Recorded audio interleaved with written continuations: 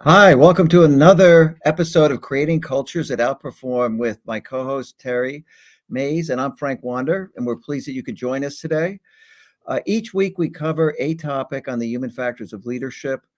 We share a video which goes over the science behind the human factors of leadership. So this is a chance to actually build your expertise on the human side of business to become a great leader for this new era of digital work, where people are the most important tool in every company. As I said, I'm Frank Wander. I'm the founder of PeopleProductive.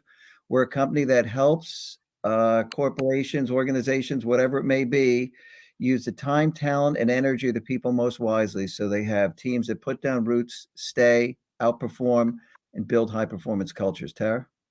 Hello, I'm Terry Mays, and I'm a certified culture engineer with emphasis on helping companies bring out the best in their people. Yeah, so today we have a real interesting episode. We're going to watch a video.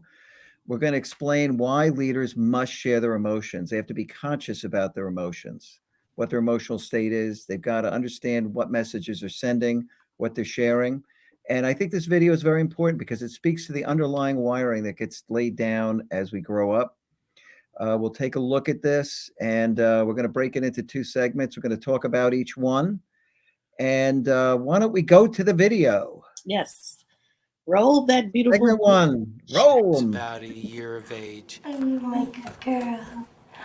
Oh. and she gives a greeting to the Marcel, baby. can The we baby mute gives a that, please? greeting back to her. Yeah. Okay, cool.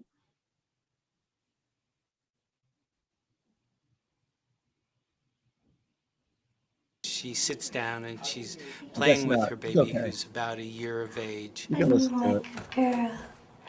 Oh. And she gives a greeting to the baby gives a greeting back to her. Yeah. This baby starts pointing at different places in the world, and the mother's trying to engage her and play with her. They're working to coordinate their emotions and their intentions, what they want to do in the world. And that's really what the baby is used to. And then we Yeah, so this is really interesting. So you can see that here's an interaction, it is the mother and the child, but you can see how responsive the baby is to the mother's interaction. Humans really are wired to pick up and read facial expressions. This is how they start to learn good expressions, bad expressions. This is how they learn about disappointment and other facial expressions that get used. But humans are wired to read other people. And, I used to always say to the leaders who work for me, humans are an open book. You ought to read them because, in fact, you've got to pay attention to this. It's really very important. And remember, people are watching you too. So, Tara? Yes, absolutely. So people are looking at your facial expressions, they're looking at how you respond to what they're saying and how your face looks when you're talking. So all of what you're saying is not coming out of your mouth. There's a great deal of communication that's coming based on your facial expressions and your body language. So people are very in tune with that just because of the way we were created. We were wired that way to be able to pick up on those subtle changes and nuances to facial expressions. So people need to be aware of that, especially as a leader. You bring a vibe into the room, and how you are acting towards the people is how they're going to act towards each other and how they're going to act towards you. So you have to be very careful because you are the leader that's setting the culture in that organization. That's right. And vibe, we talk about that a lot, and we'll get a little bit more into that, but it's very important. Most social communication is nonverbal. I mean, verbal takes place, but the social signaling that humans are wired to pick up is very robust and very rich. And humans are constantly picking up signals or watching everything. And most of it is occurring unconsciously because the limbic system is really monitoring everything all the time for risks, right? It's looking for things that might affect their safety. And we'll get into those episodes later on what the processing capacity is of the subconscious versus the conscious mind. That's a great episode. We'll do that one. We're going through different pieces of human factors of leadership. So this is important.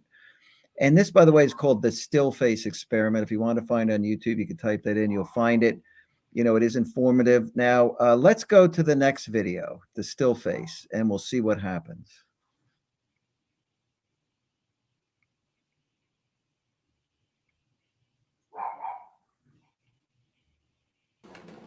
The baby very quickly picks up on this, and then she uses all of her abilities to try and get the mother back.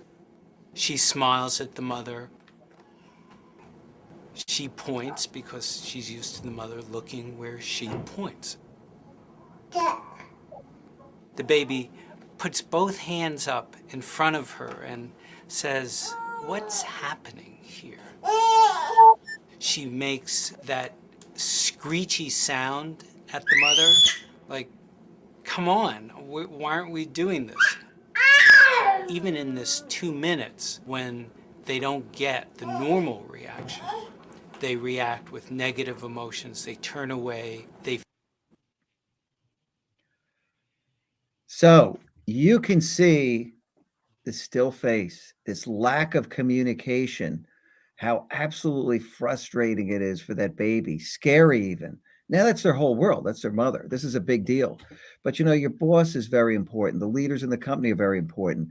There are so many times bosses don't really share their emotions. Sometimes it's unintentional. They're preoccupied and their mind is somewhere else as they're talking to you or having an interaction, and you just don't sense any reaction at all because they're not in the moment.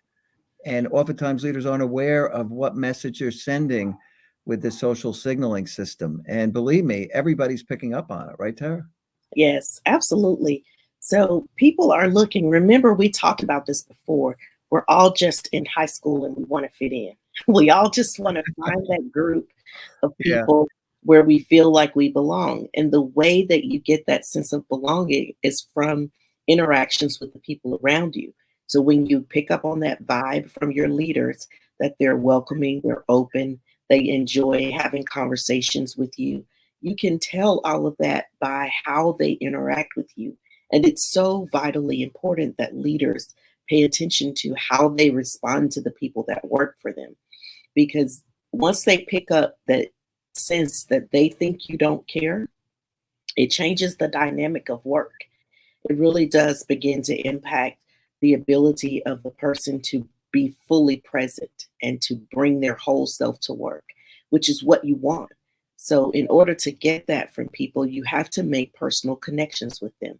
They have to move beyond this place of, this is just my boss, or, that's just my manager. I don't have relationship with him. Each person has to have some sort of connection in order for them to make a bond with the company. Remember, people don't leave companies, they leave managers. So you're looking to make that connection with people so that they feel like, okay, this person genuinely cares about me. They understand me as an individual. And that's really the most important part of this.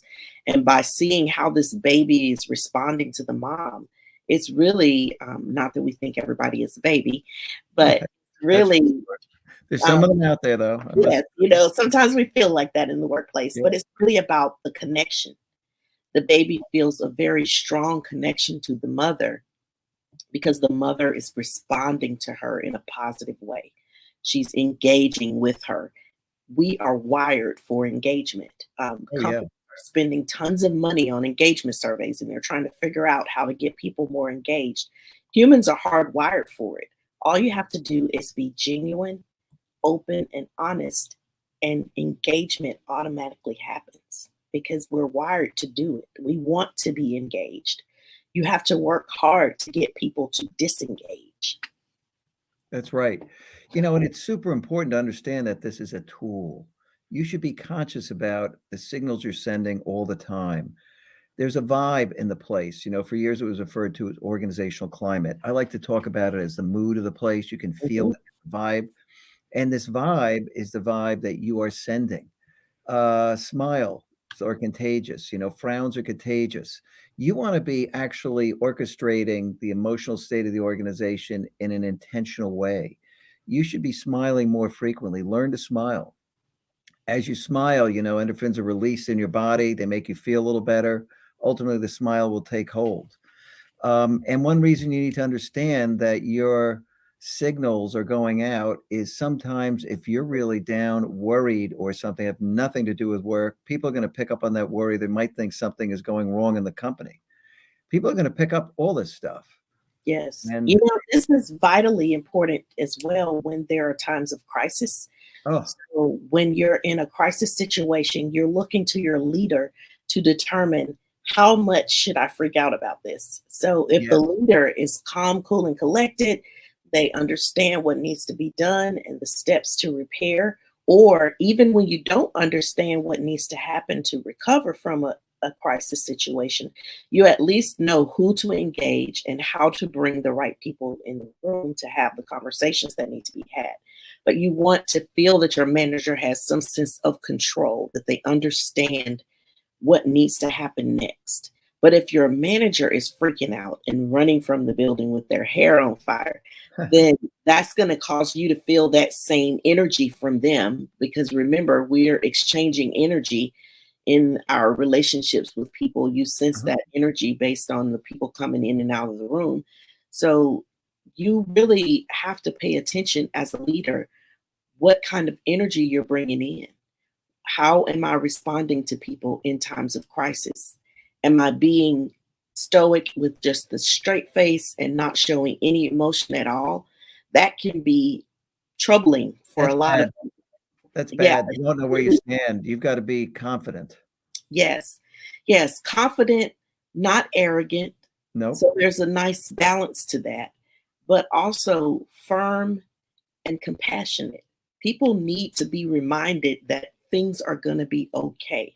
So when Mhm. you're in a crisis situation, the last thing you want to do is have a blame session where Oh you my start God, the pointing worst. fingers at each other and blaming this person or this other group.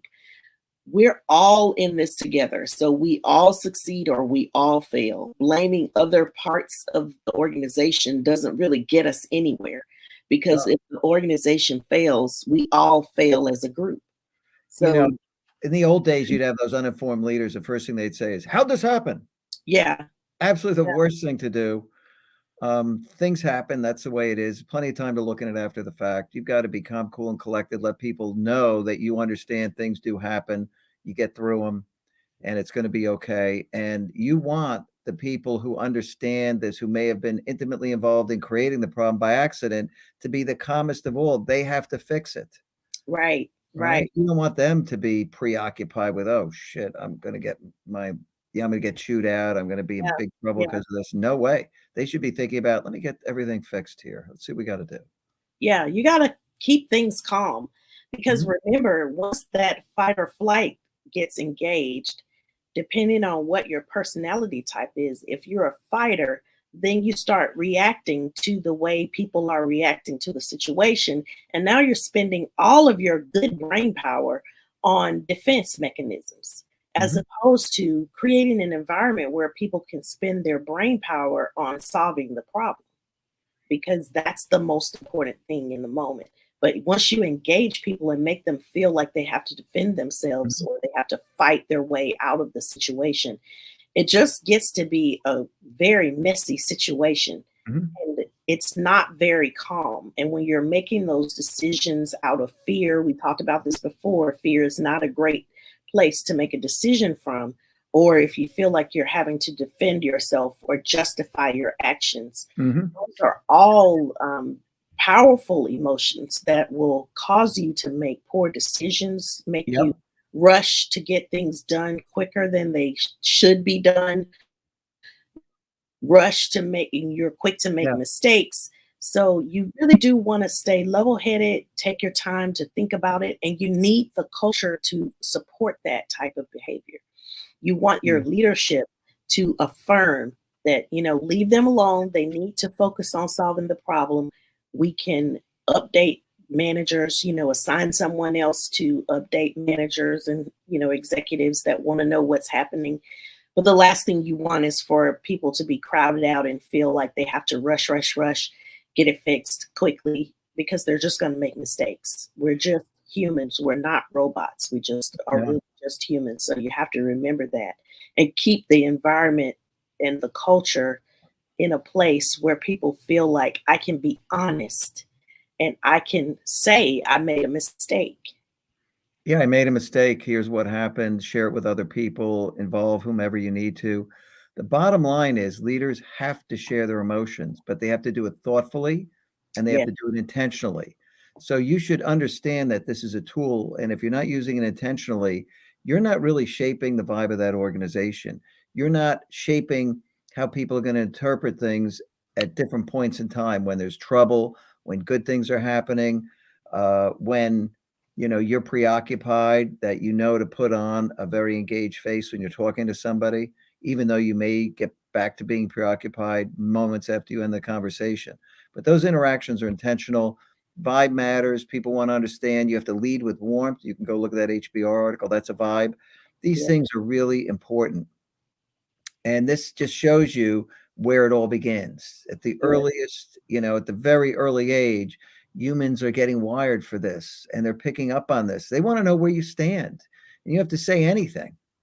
And, if you make that face, that still face with your people, they're going to get very, very disconcerted about it. There's no Mhm. question. It So it's is going to intentional. lead to disengagement, absolutely, because people feel like they can't make a connection with you. Yeah. And that is crucial to building a high performing team. People have to feel connected. They have to feel like they're a part of something that's bigger than themselves alone. And they do Yeah. that through the leadership. So it's vitally important. Yeah. Um, Don't be the leader who could be picked up and just plopped onto Easter Island. That's not going to do it. One of those statues, right? yes. Anyway, Marcella, can you bring up the key takeaways? key takeaways. Yes. So we talked about this before, but we're hardwired. We were created to pick up on those social signals, to be aware of what's happening around us, to read body language, and to look at facial expressions as we're communicating with each other. Remember, what you're saying is more than just what's coming out of your mouth. It's your whole body is participating in the communication process. So be careful what you're sending to people, the Yep. messages you're sending, whether you intend to send them or not. Pay attention to that. And Frank mentioned this before, but smile. It is contagious. Nobody wants to walk around and be around a sourpuss all the time. People that are Never. angry all the time, they're frustrated all the time, they Unhappy. never have any positive emotions. Nobody wants to be around that person. So make sure as a leader, you're smiling, you engage with people, you shake their hands, but make sure that it feels like, you're warm, that you really wanted to meet that person and you're excited to have them on the team. Like, people need to know that. So how you show up as a leader really matters. So practice some self-awareness.